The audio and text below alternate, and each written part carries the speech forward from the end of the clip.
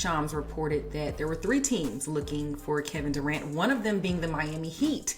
If for whatever reason Miami could get Kevin Durant, do you feel like they could be a problem in the East?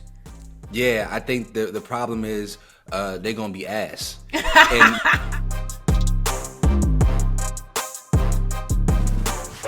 so while most of us were on Kevin Durant trade watch, the Orlando Magic was in a monster trade, picking up Desmond Bane, sending 4 unprotected first-round picks along with Kentavious Caldwell-Pope and Cole Anthony to the Memphis Grizzlies. Rodney, who do you think won this massive trade?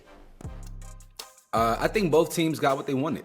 And I think there have been more and more trades that have been equitable for all parties involved. And I think this is another opportunity for 2 teams to really have met their own personal marks. The Memphis Grizzlies are clearly going to try to be building for the future, right? They realize that their roster construction currently, this isn't the best. And your ceiling is pretty low with the Dez and Ja and Triple J trio. And so now you build for the future. Now you have assets that you can go out there and get you some young guys in future drafts. And for the Orlando Magic, they're right there on the cusp. Next year, especially with the Boston Celtics likely taking a step backwards, they now have somebody at a very pivotal position who, in addition to being a knockdown 3-point shooter and a really good and solid defender, he's a vocal leader, or at least he was for the Memphis Grizzlies. And so he's been through some wars and some battles. You get a guy like that in there, with their young studs, and I think this is a phenomenal trade for all parties involved. Yeah, I didn't like people questioning if Desmond Bane was worth what Orlando was willing to give up for him because, I was in Memphis. I was there when Desmond was, I think he had just got drafted or maybe he was in his first season. And so, yeah, I felt like all the things that you just said. He's a leader. He's a great perimeter shooter. And he's somebody who can step in when your superstar is out. We saw him do that when Ja was out. And if you look at the stats, they're comparable. Like, Ja is just a little, he may have a few more points per game than Desmond, but Des gets electric. He gets Klay Thompson hot at times. And when he's cooking, boy, he is a tough cookie to stop.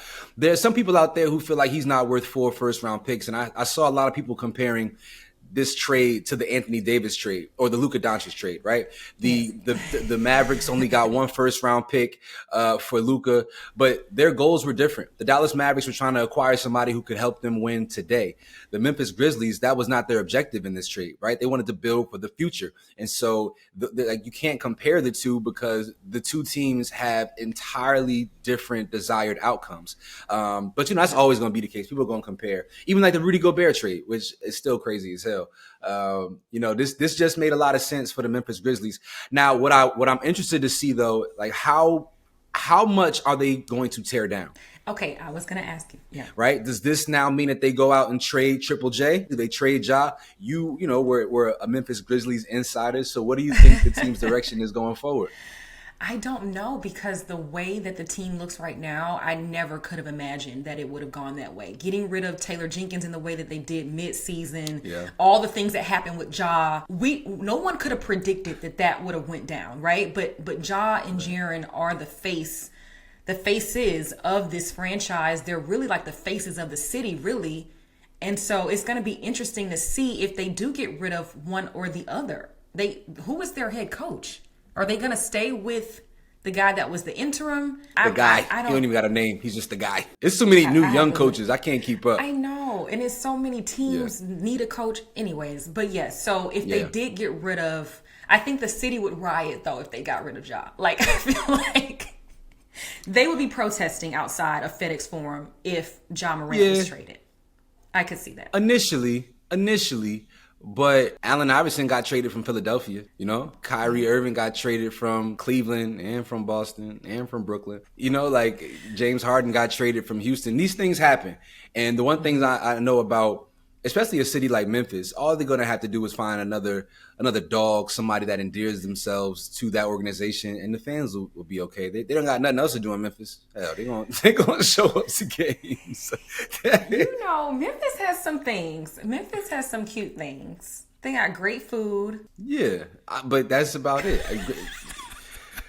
You gonna go to the Grizzlies game. You ain't nothing else to do. Right. Like, you know what I'm saying? Like, you going to duck gunshots and you gonna pop up to the Grizzlies game. So that's what I'm saying. So it's real important for them to find the correct piece. And I think that their general manager, he seemed to have been doing a good job before. I don't know where things went astray. I know. Well, it was the Ja situation, right? Like, Ja's off-court and on-court antics cost the team their momentum that they had built up. Brandon Clark's injury cost this team an entire season. Even Triple J is always in and out of the lineup. There's a lot of things that have thrown this team out of sync ever since, Ja told people that he ain't worried about nobody in the West, which seems like forever ago. This team is entirely different.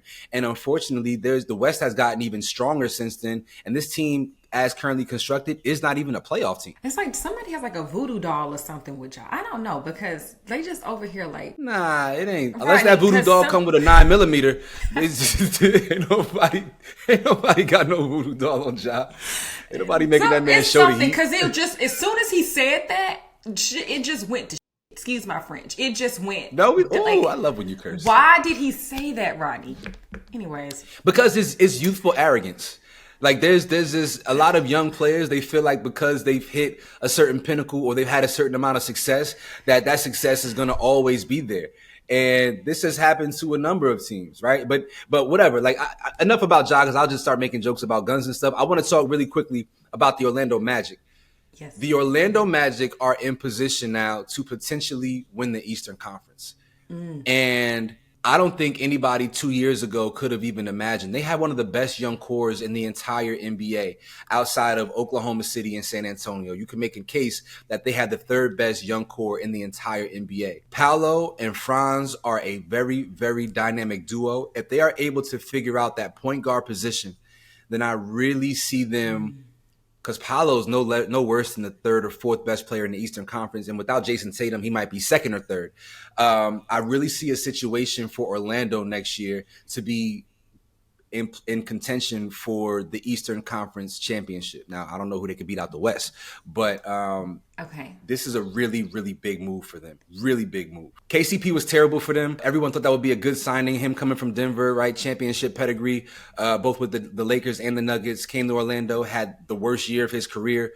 He's played better with an ankle monitor on when he was in and out of county jail over the weekend while he was playing for the Lakers. So they get somebody who's a tried and true veteran. And I really, really like this move for Orlando. What were you going to say? Yes, I was going to say that as we're shooting this at 10:40 a.m. on Monday, Shams reported that there were 3 teams looking for Kevin Durant, one of them being the Miami Heat.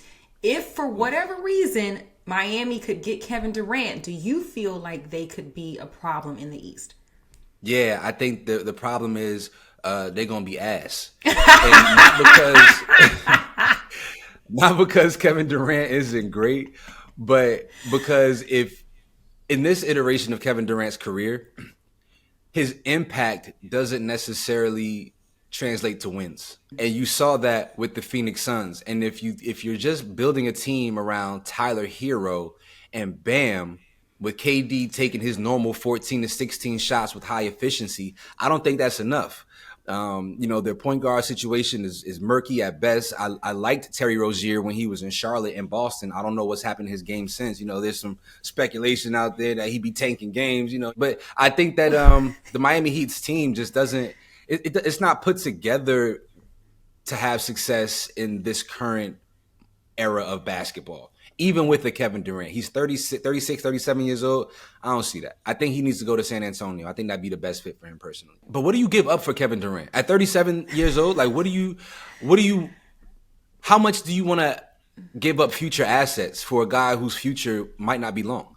And maybe that's why it's taking so long for him to go somewhere, because teams are probably thinking the same thing. They don't want to look like Phoenix last year, where the expectations were so high. Yeah, but that was a Bradley Beal curse. I ain't gonna lie. Well, I like Brad as a human being, as a basketball player. I just think that he's not a guy who's gonna be able to really impact a winning franchise. He's never, outside of those early years in Washington, he's never done that. His best years came when the team sucked, and I think that he adopted some bad habits in a winning environment. The things that he's picked up along the way, they just don't bode well. Before we get out of here, I want to say I just had an idea. The Orlando Magic need to go out and sign Chris Paul. That is the fit. If they shore up that point guard position with Chris Paul, Eastern Conference champs out the gate. And lastly, I want to say Adam Silver should be prosecuted and persecuted for not having an NBA Finals game on Father's Day. What the hell is that about? A Sunday Father's Day with no NBA Finals action is criminal. That's a war crime. Maybe he was hoping that the players would be able to spend Father's Day with their children. Man, hell nah, man. Dads don't get nothing anyway. Like at the least we can get is a game, is a finals game. I mean, come on, man. Damn, we was bored as hell around here. Nothing to do. Nothing to do, man. Every Father's Day should have a sporting event. I'm sorry. If you want to make it special, fly everybody's kids and family out and make it a celebratory event. You know, like just but not having a game on Father's Day was like terrible. It was miserable. All right, that's all I gotta say about that. It's been on my heart and spirit. I wanted to make sure I said that today. But you all let us know your thoughts on the Memphis Grizzlies trade. Did they get enough for Desmond Bane? And where do you see the Orlando Magic falling next season? Looking forward to your comments.